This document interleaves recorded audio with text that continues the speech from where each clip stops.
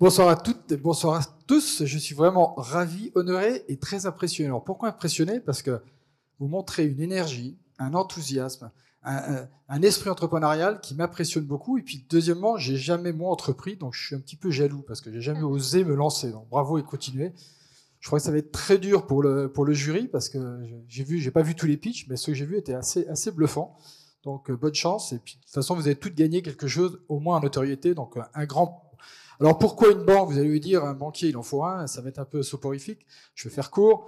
Pourquoi une banque accompagne? Parce que comme vous l'avez dit, on est très engagé. Et quand Sandrine est venue me voir, elle m'a dit bah, écoute, je vais créer l'Impact. Je dis oui, l'Impact. Je comprends très bien le concept. Et puis c'est quoi?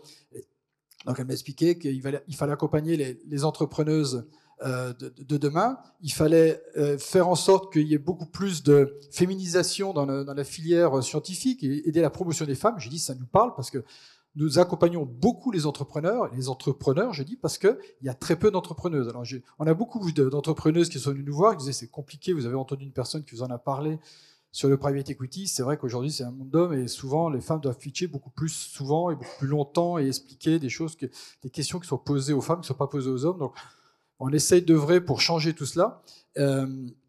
Et nous-mêmes, au niveau de l'Office de BC, j'ai la chance quand j'ai repris la direction générale il y a 7 ans, j'ai été accompagné d'Olfa Malège, ici présente, et Olfa qui est une femme exceptionnelle, et on a ensemble essayé de créer un peu la banque de demain. Aujourd'hui, on a 4 femmes au bord et 3 hommes.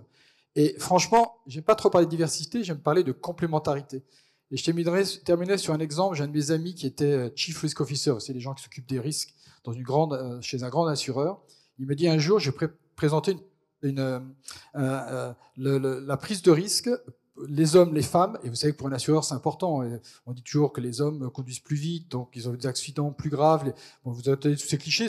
Est-ce que c'est vrai, c'est pas vrai? Il a vraiment mené une étude, et c'est intéressant parce qu'il a vu qu'il y a très peu, mais il y a quelques sociétés matriarcales, il en a trouvé quelques-unes, et ça, c'est les femmes qui prennent les plus de risques et pas les hommes.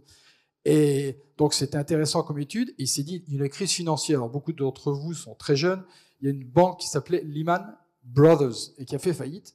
Et à l'époque, il se dit, tiens, c'est comme étonnant. Et il avait constaté que ceux qui prenaient le plus de risques, c'était les jeunes, éduqués. Et ils avaient une photo de la salle des marchés à New York de Lehman Brothers. Il y avait des jeunes éduqués et qui, évidemment, ont créé la faillite de la société. Et donc, dans l'entourage au Women Forum, une femme lui dit, bah, évidemment, Women's Sisters n'auraient pas fait faillite. Et vous avez entendu sa réponse? Sa réponse était, non, ils auraient peut-être fait faillite, mais Lehman Brothers and Sisters n'auraient pas fait faillite. La complémentarité. Merci à vous.